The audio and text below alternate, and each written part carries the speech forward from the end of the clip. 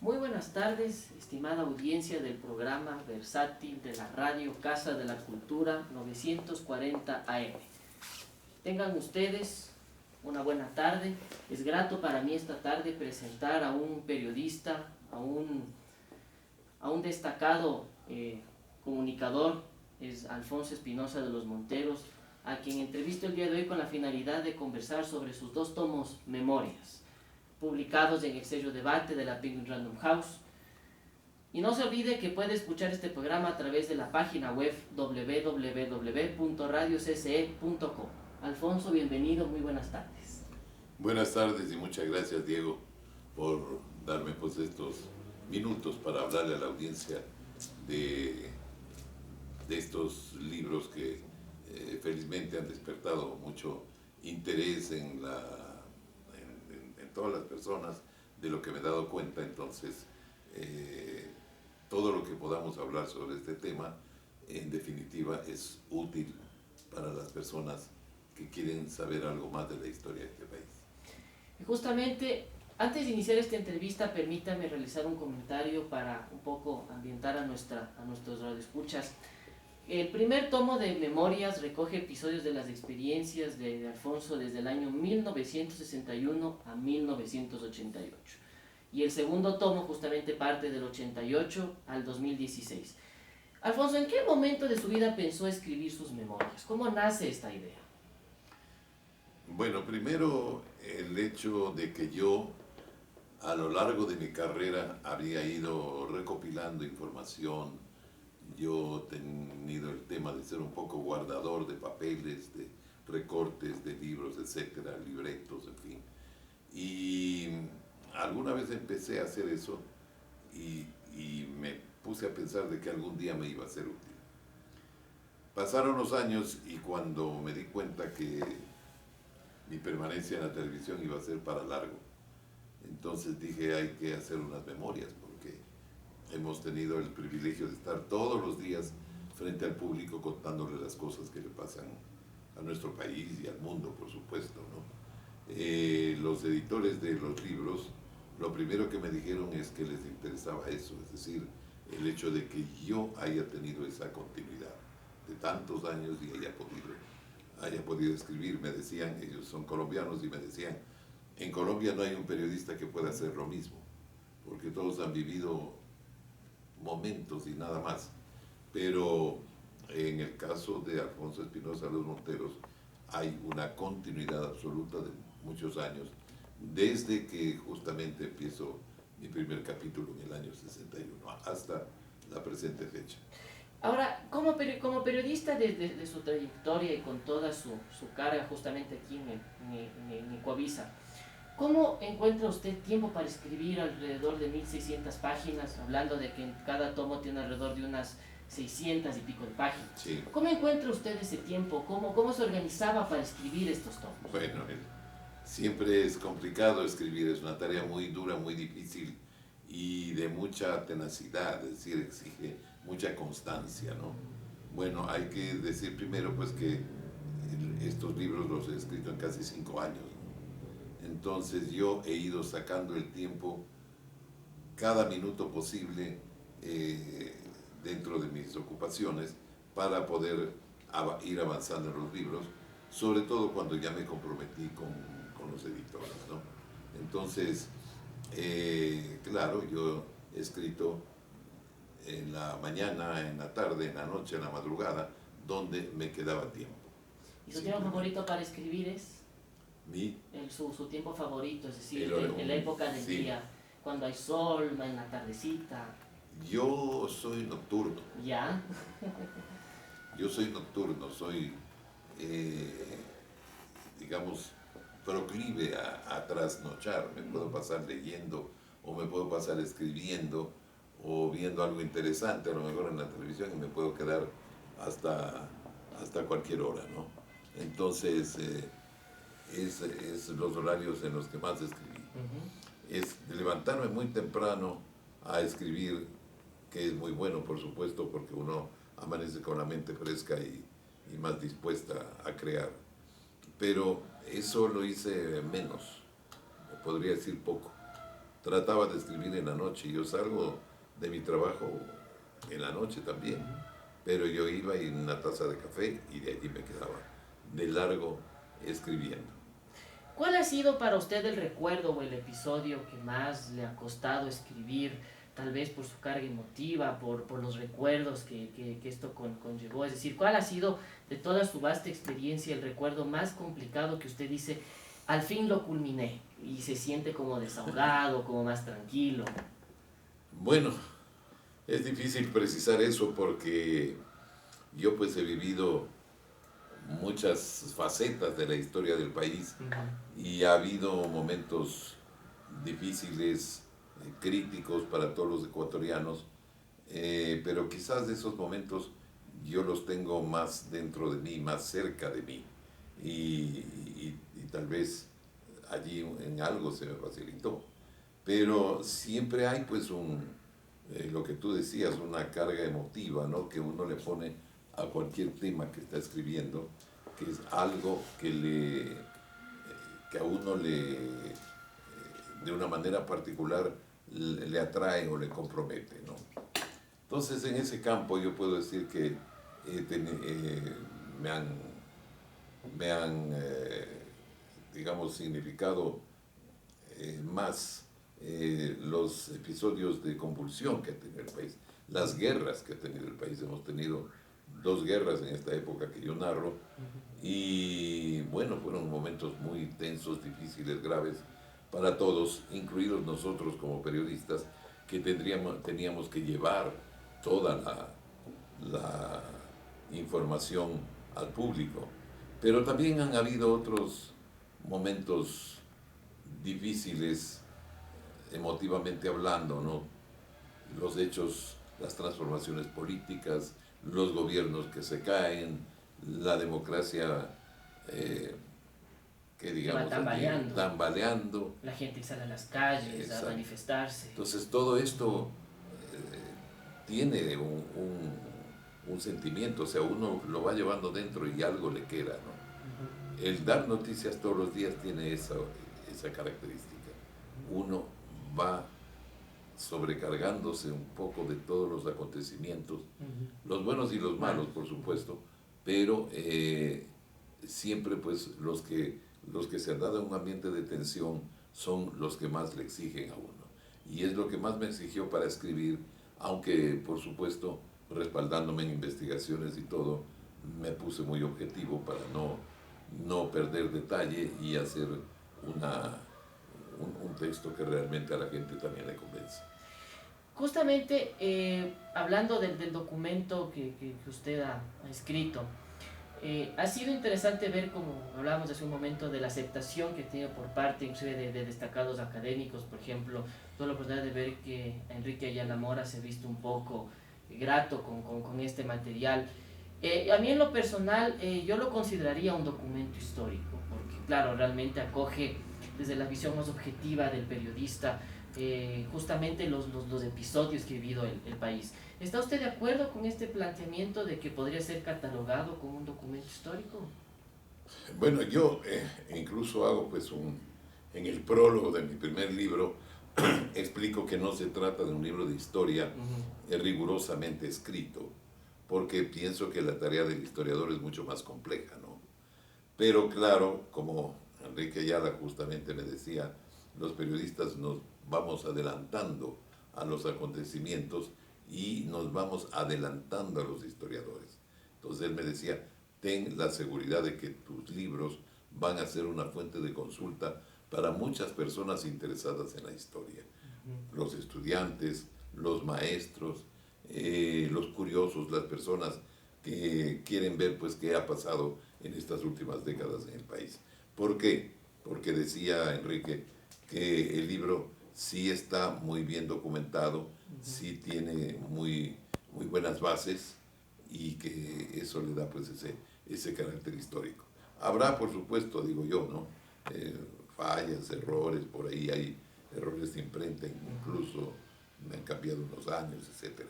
Pero yo creo que en la esencia la gente va a encontrar lo que fue, lo que pasó, la narración que yo hice por la televisión trasladada ahora a las páginas de estos libros.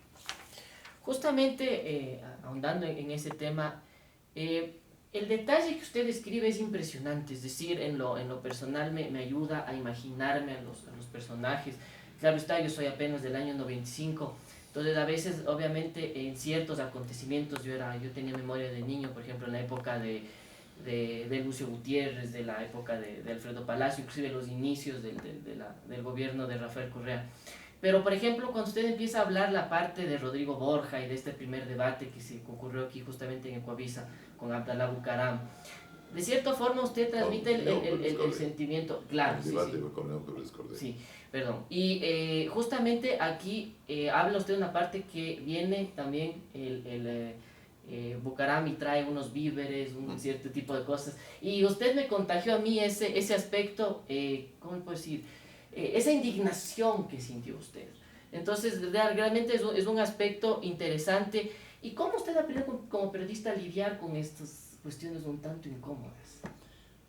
Esa es una buena pregunta, ¿no? Porque efectivamente a lo largo del periodismo, de una carrera periodística como la mía, uno se va encontrando con personas o circunstancias que de alguna manera quieren manipular lo que uno dice, lo que uno hace.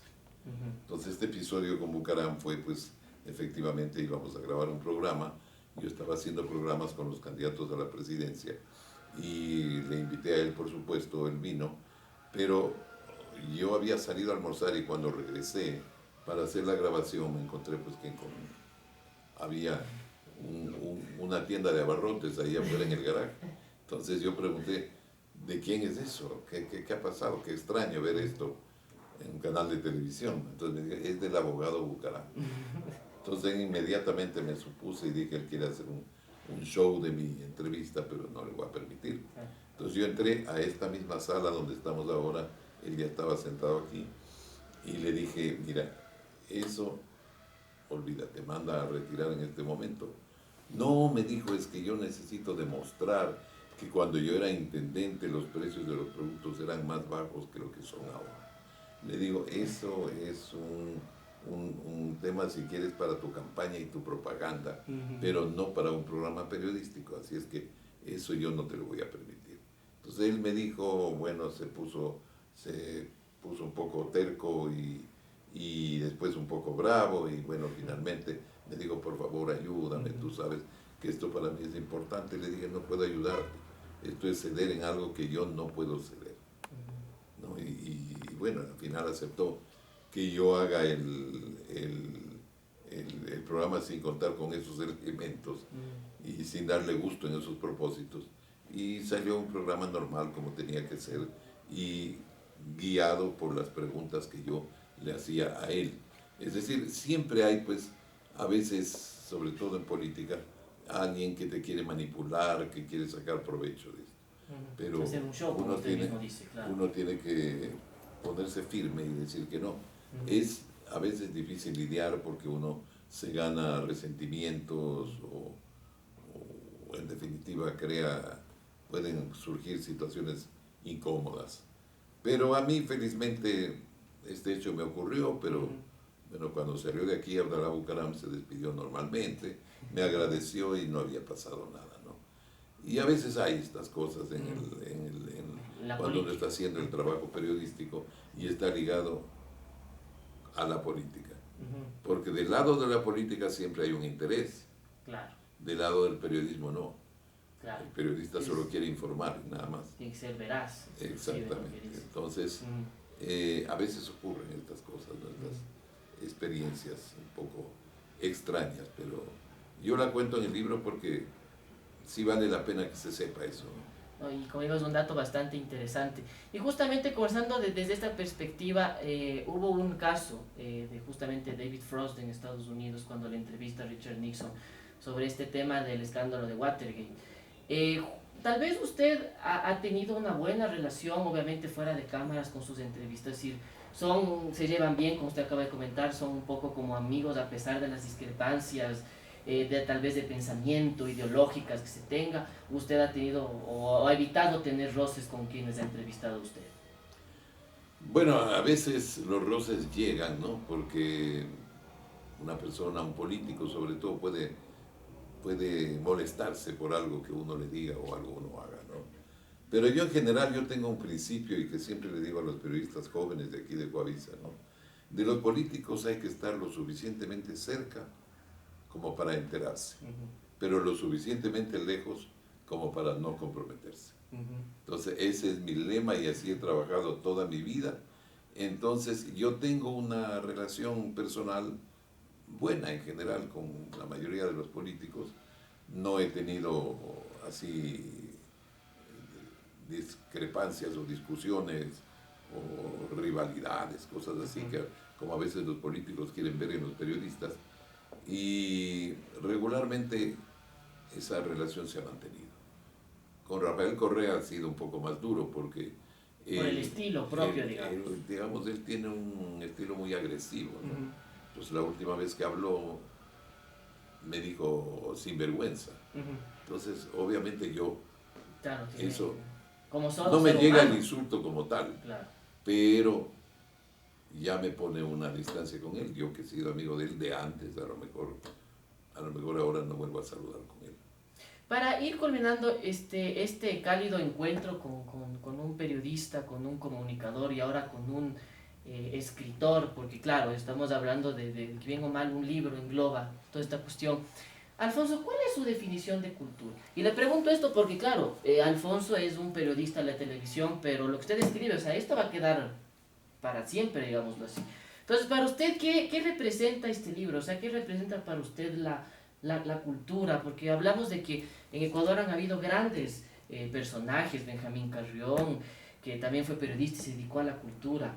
Entonces, para usted, ¿qué es la cultura? ¿Qué es la literatura? ¿Qué es el mundo de los libros? ¿Cómo se siente ahora que ha culminado no, tal vez no culminado, sino más bien empezado, diría yo, su carrera como esta otra faceta de un Alfonso que es más abierto, que nos comunica a través de la palabra escrita?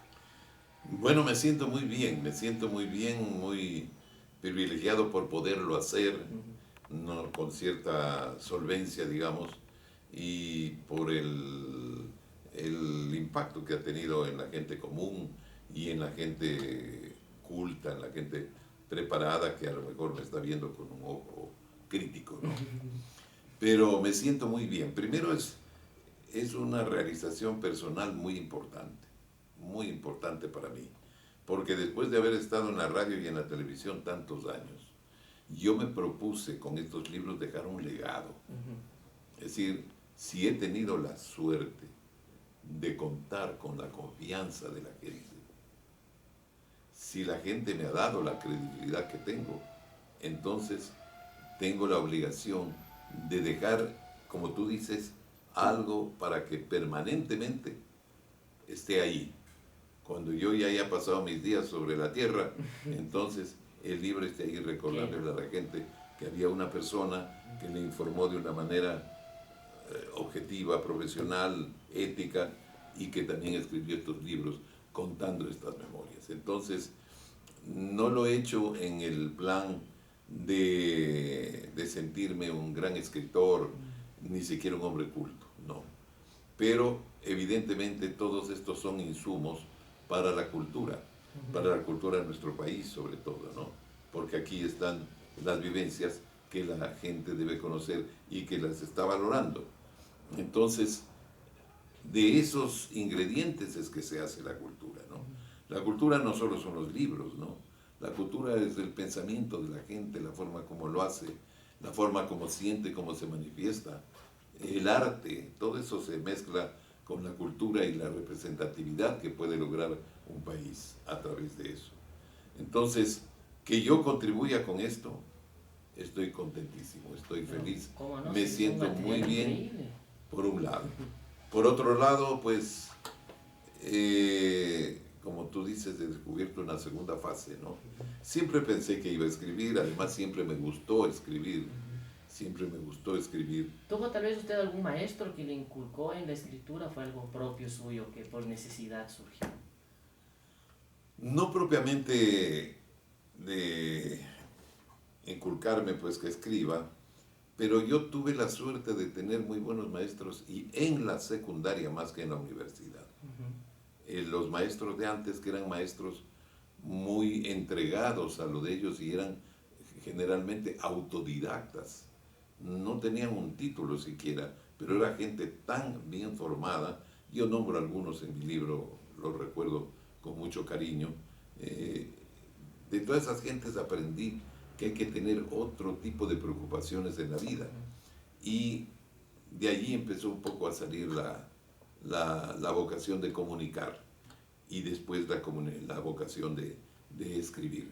Yo recuerdo a un profesor que yo digo, pues es el mejor profesor de toda mi vida, ¿no? En el colegio, el profesor Alfredo Arbuja Galindo, que además era amigo de mi padre y era un hombre extraordinariamente culto, fue mi profesor de filosofía, de historia, de psicología, de lógica, de ética. Entonces con él aprendí muchísimas cosas, ¿no? Pero a mí me gustaba la forma como él daba las clases, que yo le tomaba copiado mientras hablaba. No le podía copiar exacto, pero le copiaba bien y ya le copiaba con un sentido de redacción. Entonces, por rápido que él hablara, yo ya iba redactando de una manera que me quedaba un texto. Entonces un día él vino y me dijo, ¿qué tanto escribe? Y me quitó el cuaderno. Entonces le digo, lo que usted dice. Entonces él se sonrió, era una persona muy amable, y entonces me dijo, ¿me puedo llevar? Le traigo mañana. Y claro, le digo, es suyo más que mío, le digo. Entonces él al día siguiente me trajo y me dijo, el día que yo quiera escribir un libro, le voy a pedir esto. Le digo, muchas gracias. No, muy bien, dice, ¿cómo hace para redactar tan rápido? Porque usted no es que toma notas, no es que toma apuntes, usted ya lo va redactando. Le digo, bueno, puede ser una habilidad eso, ¿no? No, yo no supe qué responderle en ese momento. Pero con el tiempo me he dado cuenta, y eso me sirvió tanto en el periodismo, donde uno siempre está tomando notas, ¿no? Y la memoria, justamente hablando del libro, exacto, que tiene que ser ágil, como un periodista. Exacto. Entonces, allí yo me he dado cuenta, ya pasando el tiempo, que sí tenía cierta predisposición natural para escribir. El profesor de redacción en el colegio, cuando yo estaba todavía en segundo curso, era casi un niño, me elogiaba mucho lo que yo escribía. Él me elogiaba, me decía que escribo bien. Recuerdo una frase que decía, me gusta su estilo cortado. ¿Qué significaba eso? Que yo escribía más con puntos que con comas. Claro. Frases cortas. Y eso también fue muy útil ya en el lenguaje de la radio y la televisión. Claro. Entonces, él mismo me puso en un concurso, cuando ya estuve en quinto curso de colegio, en un concurso de redacción que lo gané. Entonces yo ya tenía esa predisposición de escribir, ¿no? Ya la tenía. Pero claro, tenía que pasar por la radio y la televisión. Claro. Así estaba escrito. Y el tiempo ameritó porque valió la pena la espera, ¿no? Sí, siempre he escrito y he colaborado, escribo algo en Vistazo, he escrito en 2 temporadas y en algunos periódicos también. Entonces, es bueno. Un periodista, alguna vez leí una definición de productor de televisión que decía, ¿qué es un productor de televisión? Alguien que sabe expresar muy bien sus ideas por escrito. Yo eso pensé y dije, sí, todo hay que llevarlo al papel para que se vaya organizando bien. Entonces, creo que ha habido una predisposición natural, digamos, de mi parte y una preocupación permanente de ir mejorando eso. Entonces, a mí me preguntaba mucho, muchas personas me han preguntado a propósito de los libros, si yo planifiqué el libro, si hice una organización previa. Yo nunca lo hice. Simplemente era como se iba acordando y escribiendo. Nunca hice. Yo tenía la idea de escribir como hacía mi profesor Arbuja, con cuadros sinópticos, ¿no? Él hacía un cuadro sinóptico en el pizarrón. Y decía, yo lo hago, cópienlo, pero yo lo hago más para no desviarme del tema y volver siempre al tema, decía él. Entonces yo pensé en organizarme de esa manera. Pero cuando ya escribí 2 capítulos, me di cuenta que el hilo mismo lo tenía en la mente y tenía que seguir. Por supuesto, está el orden cronológico de los capítulos de la historia del país. Pero no es necesariamente eso, porque hay capítulos en los que yo me voy al tiempo presente, o hay capítulos en los que me voy al pasado, incluso a un pasado que yo no viví, a un pasado del cual yo me enteré por mi padre, por la gente que iba conociendo, por las lecturas, por la gente que he ido conociendo. Y justamente si usted tuviera digamos, una especie de poder tener una máquina del tiempo y de regresar, o de poder cambiar algo su realidad, ¿a qué escritor o a qué actor de Hollywood le encantaría a usted entrevistar? Entrevistar.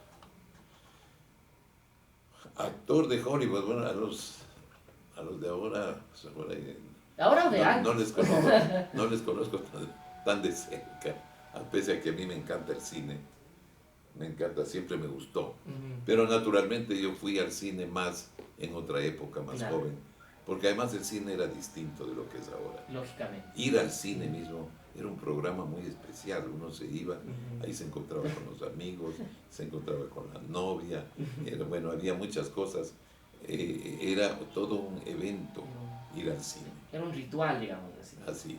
No es como ahora, ¿no? Que uno prende el televisor y ve una película.